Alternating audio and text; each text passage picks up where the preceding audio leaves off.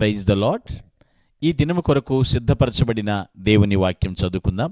శ్రద్ధగా ఆలకించగలరని మనవి. యెహెజ్కేలు గ్రంథము 18వ అధ్యాయము 31వ వచనం చదువుకుందాం. మీరు జరిగించిన అక్రమ క్రియలన్నిటినీ విడిచి నూతన హృదయమును నూతన బుద్ధియు తెచ్చుకొనుడి. ఇశ్రాయేలీయులారా, మీరెందుకు మరణమునొందుదురు? ఇదే ప్రభువగు యెహోవా వాక్కు. ప్రభునందు ప్రియులారా, ముందుగా మీకు హృదయపూర్వక వందనములు తెలియజేస్తూ ఉన్నాను. One of the major profit, పెద్ద ప్రవక్తలలో ఒకరైనటువంటి యెహెజ్కేలు ద్వారా ప్రభువు మాట్లాడుతున్నాడు. అక్కడ ఇజ్రాయేల్ విషయంలో మనం తెలుసుకునేటువంటి విషయం ఏమిటంటే, మీరు జరిగించిన అక్రమ క్రియలను విడిచి అంటున్నాడు. అన్నిటినీ విడిచి అంటే క్రమం తప్పారు, దేవుని మాటను మీరారు, చేయొద్దన్న పని చేశారు, వెళ్ళొద్దన్న చోటుకి వెళ్ళారు. అవి ఏంటి? దేవుడు ఒక క్రమాన్ని ఏర్పరిచినప్పుడు, ఆర్డర్ని ఏర్పరిచినప్పుడు దాన్ని తప్పడం అక్రమే కదా. ఆ అక్రమ క్రియలు చాలా ఉన్నాయి, వాటన్నిటినీ విడిచిపెట్టండి. చేసిన మాట నిజమే, కొంతమంది చేయలేదని బొకాయిస్తారు. ఇక్కడ ప్రభువు చెప్తున్నాడు, యెహెజ్కేలు ద్వారా మాట్లాడిస్తున్నాడు. అక్రమ క్రియలు చేశారు, మానవులుగా సహజం అంటారు కదా. చేసిన మాట నిజమే, వాటిని విడిచి. అది చాలా పెద్ద కార్యం అండి. విడిచిపెట్టడం కొంతమందికి చాలా కష్టంగా ఉంటుంది. అంటే ఏది విడిచిపెట్టాలో, ఏది పొందుకోవాలో కూడా తెలియని అజ్ఞానపు దశలో ఉన్నారు కొందరు. అక్రమ క్రియలను విడిచిపెట్టండి అని దేవుడు చెప్తున్నాడు. అన్నిటినీ విడిచి అన్నాడు. ఒక్కటి కూడా ఉండకూడదండోయ్. ఏ ఒక్కటున్నా అది మళ్ళీ తిరిగి నిన్ను ప్రాణం తీస్తుంది.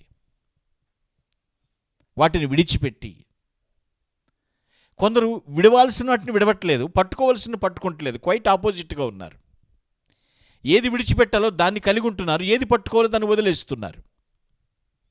సో దేవునికి ఇష్టం లేనటువంటి అక్రమ క్రియలు విడిచి, ఇక్కడ అంటున్నాడు అన్నిటినీ విడిచిపెట్టండి. విడిచి నూతన హృదయం నూతన బుద్ధి తెచ్చుకోండి. ఈ వచనం చదువుతుంటే చాలామందికి జనవరి ఫస్టే గుర్తొస్తూ ఉంటుందేమో. జనవరి ఫస్ట్ కదా చెప్పేది, ఇప్పుడు చెప్తున్నారు ఏంటంటారేమో. నూతన హృదయం జనవరి ఫస్టేనా? నూతన సంవత్సరంలోకి ఎంటర్ అయ్యేటప్పుడేనా? మరి అది కోల్పోయారు కాబట్టే కదా మరలా చెప్తున్నది. నూతన హృదయం నూతన బుద్ధి తెచ్చుకోండి. ఇదేదో కొని తెచ్చుకునేది కాదండి, మనం అనుభవించేది. ప్రభువా నాలో రండి అంటే వచ్చేవాడు ఆయన, నాలో ఉండండి అంటే ఉంటాడు ఆయన. కానీ అక్రమ క్రియలు ఉంటే మాత్రము తట్టుకోలేడు. నూతన హృదయం నూతన బుద్ధి తెచ్చుకోండి. బుద్ధి మందగించకూడదు. కొంతమందికి బుద్ధి ఉన్న బుద్ధి పోతుంటుంది. బుద్ధి కలిగినవని బుద్ధిమంతులు అంటారు, బుద్ధి లేనివని బుద్ధిహీనులు అంటారు. వాళ్ళు ఏమంటారు, ఒక్కొక్కసారి దేవుడు లేడని కూడా అనేస్తూ ఉంటారు బుద్ధిహీనులు. బైబిల్లో రాయబడింది ఆ మాట. నూతన హృదయం నూతన బుద్ధి తెచ్చుకోండి. అది లేకపోతే ఏమవుతుందో తెలుసండి. అక్కడ ఏమంటున్నాడు తెలుసు? దాని తర్వాత వచ్చి అంటున్నాడు, ఇశ్రాయేలులారా మీరు ఎందుకు మరణమునొందుదురు? అంటే ముందస్తు మరణాన్ని కోరుకుంటున్నట్టు అనమాట. ఇప్పుడు ఎవరైనా అరెస్ట్ అయితే ముందస్తు బెయిల్ అంటారు సార్. ఇదేంటంటే దేవుడు ఎప్పుడో నీకు మరణం ఇచ్చాడు, కానీ ముందస్తుగా నువ్వే కోరేసుకుంటున్నావు. కారణం అక్రమ క్రియలను విడిచిపెట్టలేకపోతున్నావు, ఒక నూతనత్వంతో జీవించలేకపోతున్నావు. ప్రాబ్లమే కదండి అది. ఆలోచించు, నీవెందుకు ముందస్తు మరణానికి సిద్ధపడిపోతున్నావు? ప్రభు ఇచ్చిన ఆయుష్కాలను అనుభవించలేకపోతున్నావు, ప్రభు ఇచ్చిన ఆనందాన్ని అర్థం చేసుకోలేకపోతున్నావు, ప్రభు ఇచ్చిన అవకాశాలని ఉపయోగించలేకపోతున్నారు. జాగ్రత్త. ఎందుకు మరణమునందుదురు? ఎందుకు చేజేతులారా చావుని కొని తెచ్చుకుంటారు?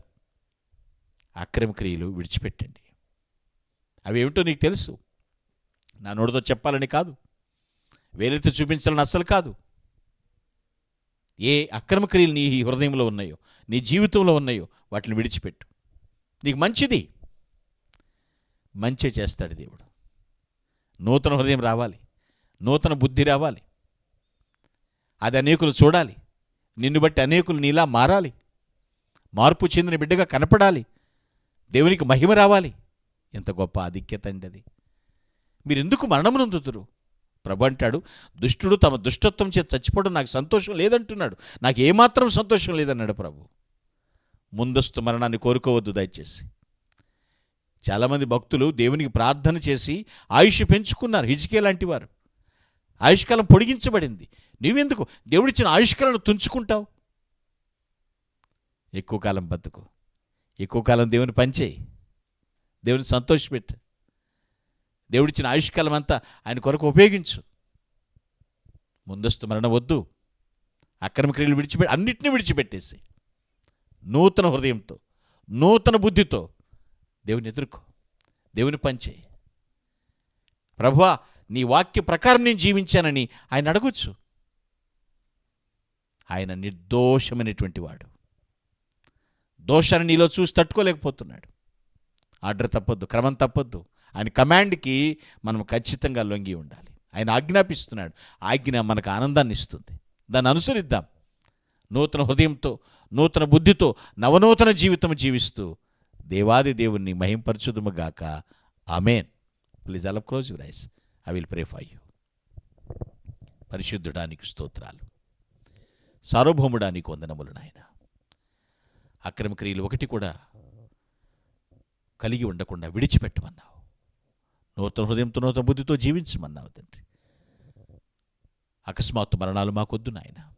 ముందస్తు మరణాలు కోరుకోవట్లేదు.